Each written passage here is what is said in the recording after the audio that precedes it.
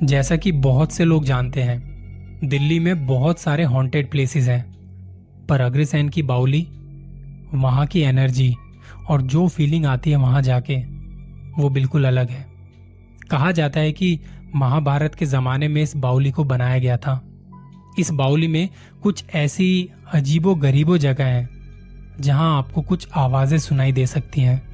आपको वहाँ से किसी दूसरे इंसानों की आवाज़ें आती हैं, जैसे कोई बात कर रहा हो या आपसे बात करना चाहता हो। कहा जाता है कि अग्रसेन की बावली में एक कुआं भी है जिसका पानी काला हुआ करता था।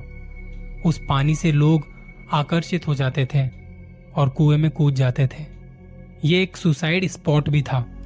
अग्रसेन की बावली को बहुत सारी फिल्म्स में भी दिखाया गया है, पर रात में ना तो वहां शूटिंग अलाउड है और ना वहां घूमना फिरना अलाउड है।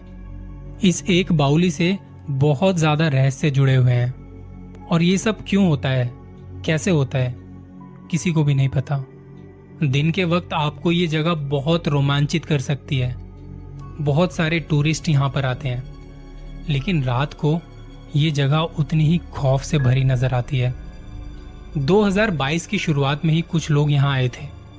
कोलकाता का एक टूरिस्ट ग्रुप था। उन्हें यहाँ दिल्ली में कई जगहों पर घूमना था, जिसके चलते उन्होंने एक बस बुक की। इस ग्रुप में दो बहुत अच्छे दोस्त थे, शोभित और अनमोल। शोभित को ऐसी जगह हमेशा से रोमांचित करती रही है। इस ट्रिप को लेके भी वो बहुत ज़्यादा एक्साइटेड था। उसने अमोल को बताया कि वहाँ पर मुझे व्लॉग शूट करना है, तू आएगा ना मेरे साथ अंदर। अमोल ने कहा हाँ भाई, साथ चलेंगे। 17 जनवरी का दिन था और इनके ट्रिप को यहाँ दिल्ली में 2 दिन बीत चुके थे। आज उन्हें इस बावली के लिए निकलना था। पहले ये लोग गए दिल्ली के जंतर मंतर में। सर्दियों के दिन और अच्छी खासी धूप खिली हुई थी। मौसम साफ था। सोमवार होने की वजह से वहाँ ज़्यादा भीड़ भी नहीं थी। तो इन लोगों ने उस जगह को बहुत अच्छे से देखा, वहाँ के इतिहास को जानने की कोशिश की। फिर दोपहर का खाना भी खाया। यही सब करते करते दोपहर के लगभग 3 बज चुके थे। वैसे कुछ कहानियां यहाँ जंतर मंतर की भी हैं। खैर, इसके बाद इनका जो टूरिस्ट स्पॉट था वो था अग्रसेन की बावली, जो कि जंतर मंतर से महज कुछ ही दूरी पर था। आप पैदल भी वहां पे जा सकते हैं, आराम से 15 मिनट में पहुंच जाएंगे। पर उन लोगों ने बस बुक की हुई थी, तो सारे बैठ गए और 3:30 बजे तक वो लोग पहुंच चुके थे अग्रसेन की बावली। एंट्री फीस कुछ थी नहीं, बस बाहर सिक्योरिटी गार्ड्स खड़े थे। वहां चेकिंग वगैरह हुई और अंदर चल पड़े हम। बावली का समय सुबह 8 बजे से शाम के 6 बजे तक रहता है और सर्दियों के मौसम में 6 बजना यानी कि अंधेरा हो जाना। तो हम सबको 6 बजे से पहले वहां से निकलना भी था। हमारे जो गाइड थे वो सबको यहाँ की हिस्ट्री के बारे में बता रहे थे कि कैसे कैसे यहाँ क्या क्या हुआ था। लोग फोटो वगैरह खींच रहे थे, कोई चिल्ला रहा था अपनी ही गूंजती हुई आवाज को सुनने के लिए। सब काफी मजे कर रहे थे। जैसा कि मैंने बताया, ये जगह आपको दिन में बहुत रोमांच से भर देती है, लेकिन जैसे जैसे रात होती है, अंधेरा गहराता है, ये जगह आपके अंदर डर पैदा करने लगती है। वो डर आपकी रूह को चीरता हुआ आपको अपने वश में कर लेता है। शोभित और अमोल अपने लगे हुए थे व्लॉग बनाने में। यहाँ की बहुत सारी जगह को उन्होंने अपने इस व्लॉग में कवर कर लिया था और कभी सीढ़ियों से ऊपर तो कभी नीचे। चलते चलते थक गए थे दोनों। अमोल ने कहा यार बस बहुत है, इतने में अच्छा खासा आधे घंटे का व्लॉग बन जाएगा। और देख, टाइम भी होने वाला है इस बावली के बंद होने का, तो हमें निकलना भी है। इस वक्त ये दोनों नीचे बैठे हुए थे। ऊपर से हल्की हल्की आवाजें आ रही थी लोगों की। नीचे शायद हमारे अलावा कोई भी नहीं था। हम लोग पानी पी रहे थे। ऊपर से गाइड की आवाज आई कि चलो बाहर, सारे बस में मिलते हैं। अमोल उठकर जाने लगा तो शोभित ने कहा रुकना यार, अभी चलते हैं। मैंने कहा देख, मैं जाता हूँ और बस में आगे वाली सीट पर बैठ जाऊंगा, तू भी वहीं आना। उसने कहा ठीक है, तो जाओ। अमोल धीरे धीरे सीढ़ियों को चढ़ गया और ग्रुप में शामिल होके वो सारे लोग जाने लगे। गाइड जो था उसके पास सबकी डिटेल्स थी। उसने सबको बस के अंदर किया, लेकिन शोभित मिसिंग था। अमोल ने कहा कि वो आ रहा है पीछे पीछे। थोड़ी देर उसका वेट किया लेकिन वो नहीं आया। 15 मिनट बाद गाइड अमोल को लेके गया कि उसको ढूंढ के लाते हैं।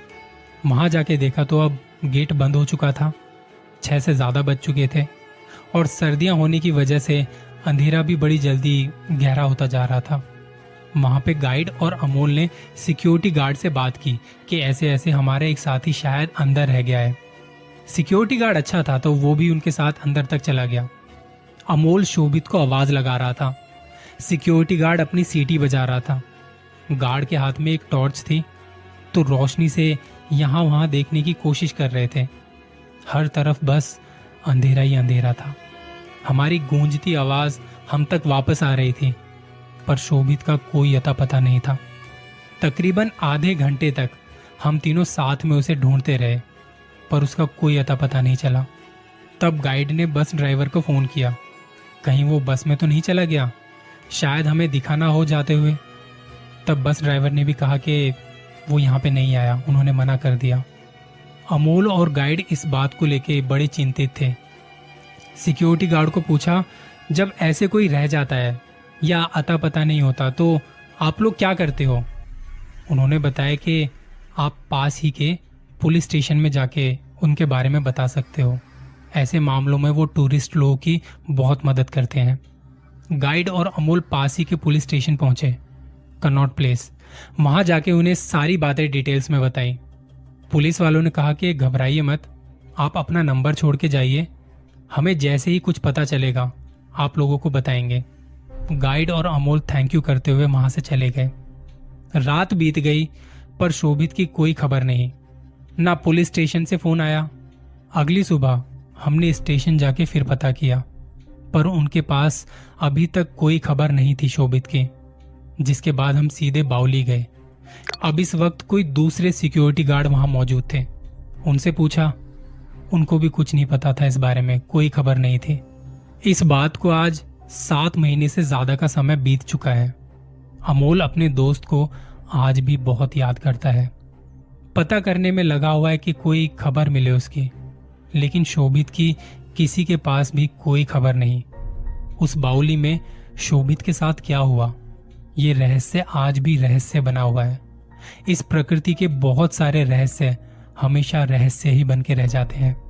उस बाउली में शोभित का यूं खो जाना, कोई नहीं जानता वो कहाँ है, कैसा है। ये दर्द अमोल को जिंदगी भर चुभता रहेगा कि उसने अपने दोस्त को अकेला क्यों छोड़ा था। आखिरी बार शोभित ने अमोल को रुकने को कहा था ना, मगर अमोल को ये कहाँ पता था कि यह आखिरी बार है। अग्रसेन की बाउली में ना जाने ऐसे कितने ही राज छिपे हैं। बहुत कहानियां हैं यहाँ की, उन्हीं में से एक कहानी ये भी थी, अमोल और शोभित की।